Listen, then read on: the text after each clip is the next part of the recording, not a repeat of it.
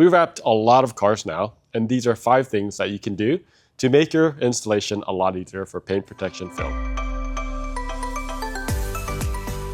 So the most important thing, I think, in paint protection film is going to be your prep. A lot of people try to get into the installation aspect of it right away, but here's the thing. The more time you spend on the prep side, the easier your installation is going to be. So first tip is going to be in the prepping stage is you have to use a clay bar. What clay bar does is it removes the contaminants and all these things off the basically surface and removes it so it's a little bit more smooth when you actually install the film. So you do need to use some clay bar. I typically use a lighter grade. I don't use coarse or medium. I just use the lightest grade, and typically that's more than enough to be able to do it. If you're a professional, you might even consider polishing it prior to that, but not everybody was going to have a polisher, so I'm going to skip that process. You also want to wipe down. So let's say I'm working on this hood. I first start by wiping it down,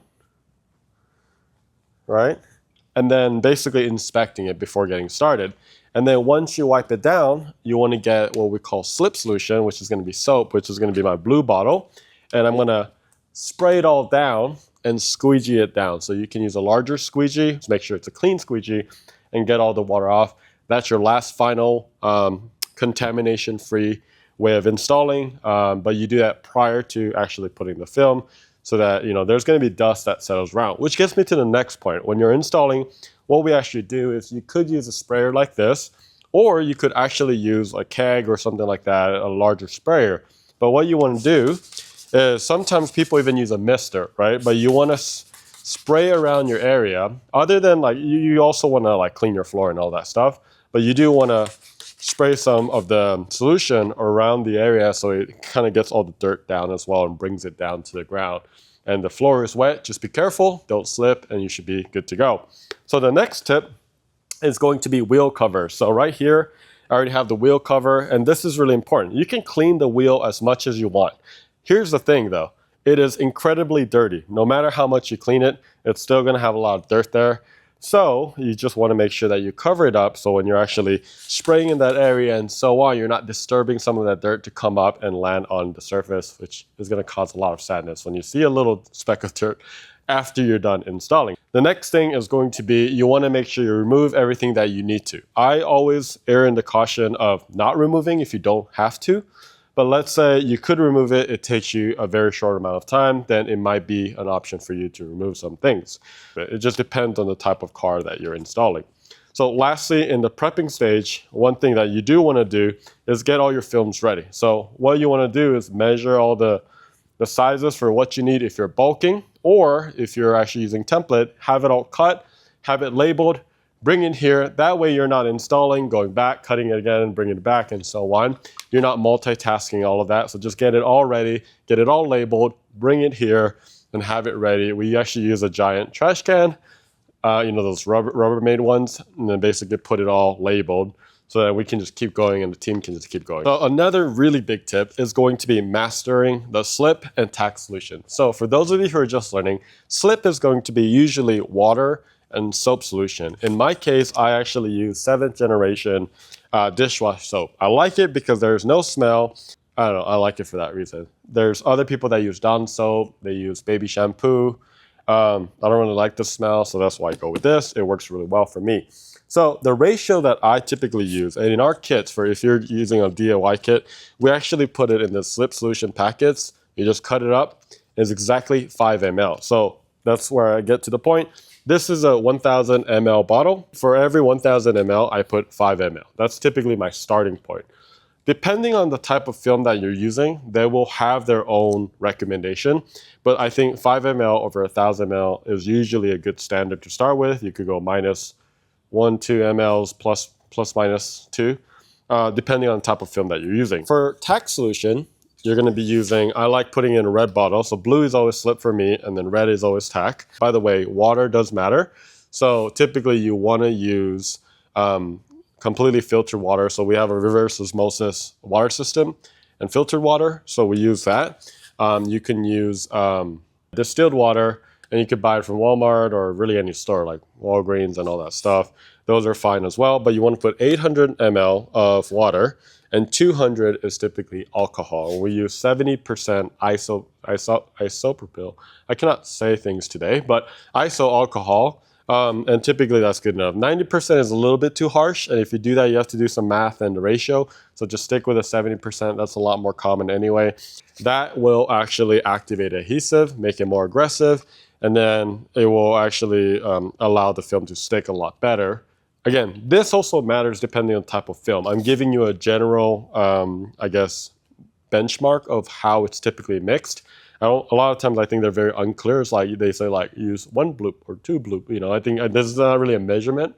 So I'm giving you these measurements, right? So 800 ml water, 200 ml, 70% iso alcohol. On the slip, you're going to use, for every 1000 ml, use 5 ml of the clear dish soap, and you should be good to go. So another tip, a big hack, is going to be don't over squeegee. So squeegeeing is very different. If you're coming from color vinyl, which is a PVC-based film, compared to a polyurethane, which is a TPU-based film, it's going to be different. So in vinyl wrappers, what they do is they have a much more smoother stroke. So it looks really good on camera. They go like this, and it kind of just gets all the air pockets out and stuff. This is kind of what it looks like in PPF. You're doing like more stabby motions, shorter motions. The reason is you're kind of carrying all the water underneath it out. But one really big tip, especially when you're learning, is don't pet it. Don't pet the film, right? But also don't muscle it. And when you do this, look at this. I'm actually doing that. It actually marks the film. So you don't want to mark the film like that. You just want to do one motion and kind of stop into it instead of just holding it down in one area like that. And these marks can potentially just stay there forever. So you want to be very careful about finding the right balance. So before you actually do a car, I do think it's a really good exercise to get pieces of film like this and practice some of that squeegee. You know, am I going too hard? Am I going too light? You know, am I being too aggressive and kind of stabbing it into the film, or am I good? But really what you want is the shorter motions. And I like holding it kind of like the vinyl squeegee. You do want to hold it more evenly like this with the 4 fingers. This is a wider squeegee. This is perfect for the hood. But what that does is it makes it even pressure across all 4 inches of that, right? So then when you're holding down, you can do that. Sometimes people like to do the 2 hands, and actually I like doing that, especially when you're pulling, right? So you're pulling, and you can do that. And then the other tip that I will show you is you want to make sure, if you notice, I sprayed slip solution on the top layer. Why is that important? You have to lubricate the top layer, because if you don't, it will drag, which can thus damage the actual film. So once you get there, you can actually use 2 fingers like this, and use a little bit more force than you would normally. It'll get a little bit more even pressured using the 2 hands rather than using just 1 hand. But if you are, you can still use the 4 fingers distributed across a little bit more evenly, and then go down where you need to go. So the other thing is going to be, when you're doing this, just one thing to watch out for is don't drag the film. Well, part of it is you need lubrication. So if you don't have enough, it's going to drag the film. You can see it's kind of rough. It's not gliding through. And then once I spray some of that slip solution, it glides through, and it's a lot more smoother as it goes. So get some practice. Get a couple pieces before you get started. It's really good practice to just kind of get in that motion of it. But again, you're not doing long strokes, but rather smaller stroke. I do about 6 to 8 inches at a time, and then always overlap. So if I'm doing this area, do this, and then I do a 50% overlap, right? 50%, 50%, right?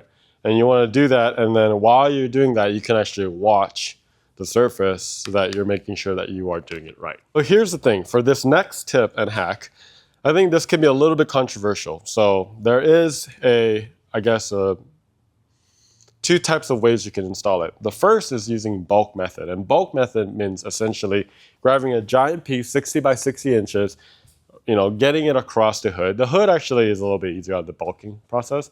The other way is actually using templates. So these are computer designed, they're 3D scan, and then 2D flatten it, and then basically it fits. And we actually create our own templates. So for people who are learning and starting out, I do recommend actually starting with templates for the most part. Some people can say, look, I tried template, it doesn't work. And there's going to be that group, I think, that says that, but I do think for the most part, it does teach you some of the mechanics of stretching and stretching the right way, because when we typically design the templates, we design in a way that you're supposed to stretch properly. So I do think that it gives you kind of that knowledge in the beginning. And the other thing is, a lot of times you avoid using this thing, which is a knife, which is great. It does a lot of cool things, but at the same time, when you're first learning, cutting is very, very hard. So once you're experienced, you could actually cut, right, on the surface without actually damaging the paint.